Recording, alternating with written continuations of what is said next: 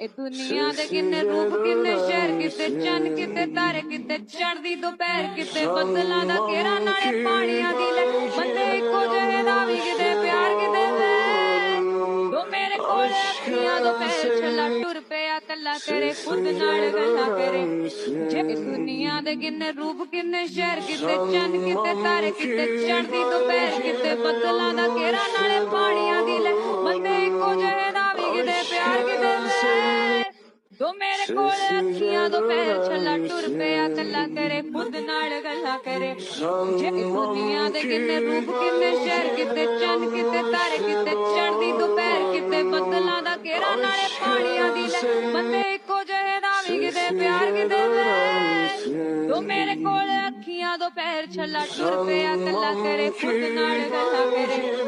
sessizce döner misin? Sanmam ki belki de yanlıştı doğrularım aşkın sevgi. Sanmam ki belki de yanlıştı doğrularım aşkın sevgi.